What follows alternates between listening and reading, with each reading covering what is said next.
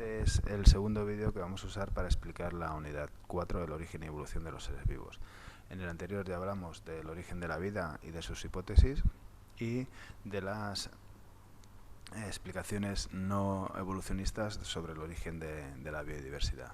En este nos vamos a centrar en las teorías evolucionistas. Hablaremos en primer lugar del lamarckismo y después de la teoría de la evolución de Darwin y Wallace, para acabar explicando el origen de la variabilidad que es necesaria para la teoría de la evolución de Darwin. Bien, el lamarckismo planteaba la respuesta a la pregunta de cómo se originaron las diferentes especies. Se elaboró por Lamarck a principios del siglo XIX y era una teoría evolucionista. Él pensaba que las especies se iban transformando en otras de manera continua a lo largo del tiempo. ¿Cuáles serían sus ideas básicas? Bueno, sus ideas básicas serían estas tres. Por un lado, que los organismos van a mostrar una tendencia hacia la complejidad, van a evolucionar desde formas más simples hacia otras más complejas. Por otro lado, la explicación de cómo se producían esos cambios es que el uso repetido de un órgano va a producir su desarrollo. Eso se resume en la frase de que la función crea el órgano. Una característica se sustituye por otra porque un órgano determinado ha sido usado de una determinada forma y ha cambiado. Y la última de las ideas básicas es que los cambios que se adquieren en vida se van a transmitir a la descendencia. En este ejemplo vemos cómo las jirafas pudieron evolucionar según Lamarck. Las jirafas primitivas venían de antílopes primitivos. Lo que harían sería, para coger el alimento, estirar mucho el cuello y las patas, sobre todo en épocas de sequía. Debido a ese uso de esos órganos crecerían de tal manera que al final, por el uso de esos órganos, de las patas y del cuello, estos cada vez serían más largos y esas características se irían transmitiendo de generación en generación, que a su vez lo usarían más y harían que el cuello al final de la jirafa fuera muy largo, tal como es. ¿Qué crítica se puede hacer a la teoría de Lamarck, al lamarckismo? Pues la primera es que los caracteres adquiridos en la vida de un individuo no se transmiten a la descendencia. Solo se pueden heredar los caracteres cuya información esté en los genes. La información biológica va en los genes y se hereda a través de los gametos. Y esa información biológica constituye el genotipo, que estaría contenido en el ADN. Luego, el conjunto de instrucciones que dirigen nuestro desarrollo es lo que se llama genotipo, y el fenotipo serían las características que se observan en un individuo. Bien, vamos a ver ahora la teoría de la evolución de Darwin y Wallace. Estos autores van a ofrecer una nueva visión de la evolución, el llamado darwinismo. En esta visión lo que dicen es que no hay una tendencia intrínseca para que las especies evolucionen en una dirección determinada. Lamarck decía que las especies iban a evolucionar hacia ser más complejas. En el caso del darwinismo eso no es así. La evolución va a ser un proceso ciego y sin un final único y determinado. Va variando dependiendo del azar. Y por tanto el ser humano no es el fin último de la evolución, sino que es un ser vivo más, que ha surgido por la evolución, pero como cualquier otro ser vivo. ¿Cuáles serían los antecedentes que permitieron a Darwin y a Wallace el desarrollo del darwinismo? Bueno, por un lado, el viaje que hizo Darwin alrededor del mundo en el Beagle, en el que pudo observar diferentes seres vivos y obtuvo gran cantidad de información para luego desarrollar su teoría. También influyó en él las teorías del economista Malthus, que básicamente decían que en una determinada población la cantidad de alimento que se dispone era inferior a la necesaria para mantener a todos los individuos, con lo cual se iba a producir siempre una lucha por esos recursos y solo sobrevivirían unos cuantos individuos. También tuvo influencia las ideas del geólogo Lyell, en el que decía que las características físicas de la Tierra eran el resultado de procesos geológicos que iban actuando poco a poco y haciendo que cambiaran de una forma gradual a lo largo del tiempo. Bien, con todas estas ideas, el darwinismo se expresó en este libro, en El origen de las especies por selección natural, escrito por Darwin en 1859. ¿Qué proponen Darwin y Wallace? Bueno, pues el mecanismo de cambio de los seres vivos que proponen es la selección natural.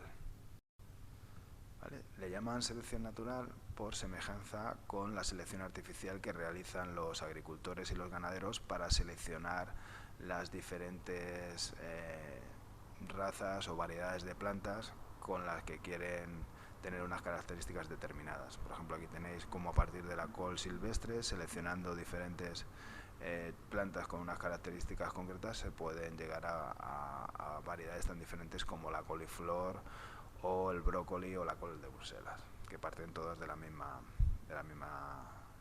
mismo tipo de individuo.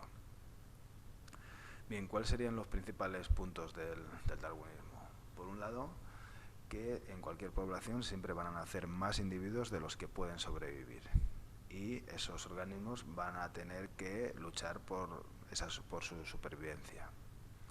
Por otro lado, entre los individuos de cualquier población, de cualquier especie, hay diferencias, no son todos iguales, hay una variabilidad, y esas diferencias se heredan a través de los genes.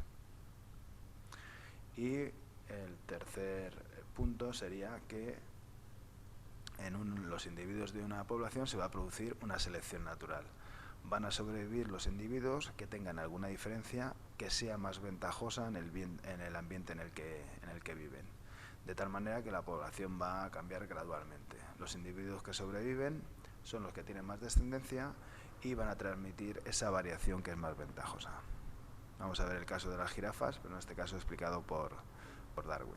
La población de jirafas tendrá individuos con diferentes características, unos con el cuello más largo y otros con el cuello más corto. En épocas desfavorables, las jirafas que sobrevivirán en mayor cantidad serán las del cuello largo, de tal manera que se reproducirán más y esa característica la transmitirán a sus descendientes, de tal manera que generación tras generación las jirafas con cuello y patas más largas serán cada vez más abundantes por esa razón. Han sobrevivido más, se han reproducido más y sus características se han transmitido a los descendientes.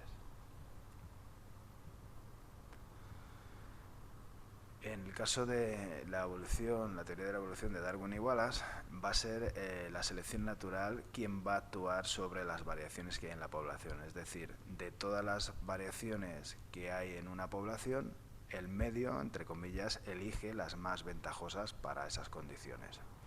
Si el medio no cambia en mucho tiempo, los individuos con esas características más ventajosas son los que sobrevivirán, se reproducirán más y transmitirán esa característica a sus descendientes. De tal manera que los individuos que tengan variaciones que sean poco ventajosas tendrán menos probabilidad de reproducirse y sus características se transmitirán en menor medida a las siguientes generaciones. Al final, lo que sucede es que las especies van cambiando de una forma continua y gradual. Bien, aquí en estos cuadros podemos comparar las dos teorías, el lamarckismo y el darwinismo.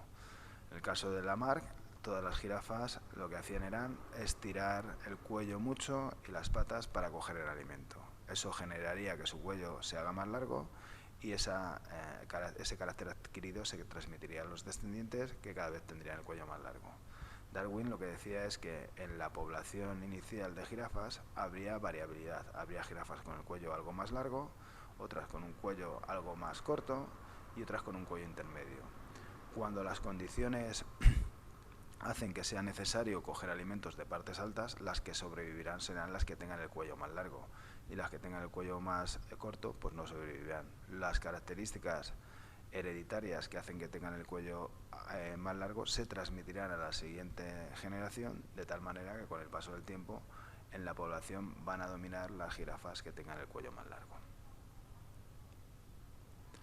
Bien, Darwin pudo explicar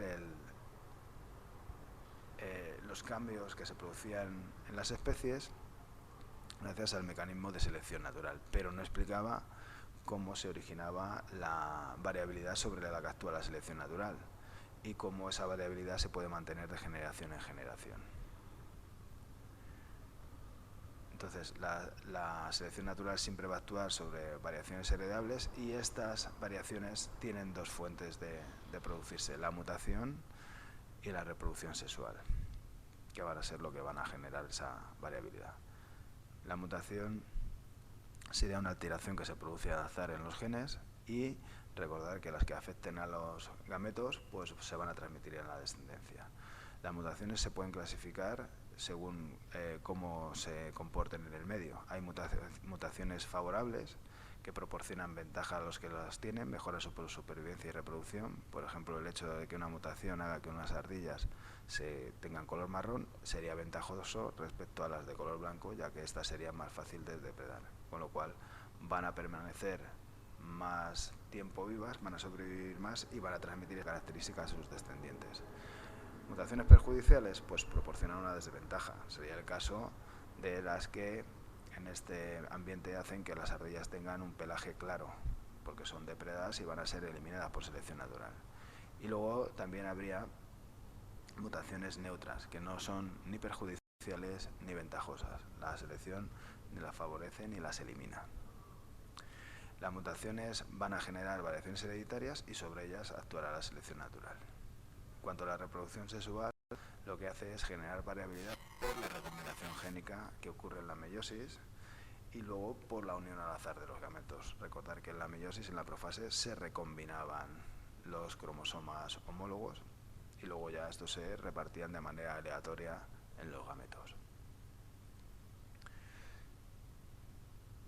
Bien, para concluir, pues recordar eso, que hay que saber las principales características del lamarckismo y diferenciar las bases del darwinismo, la lucha por la supervivencia, la variabilidad y la selección natural. Y por último, saber explicar cuál es el origen de la variabilidad en las poblaciones, las mutaciones y la reproducción sexual.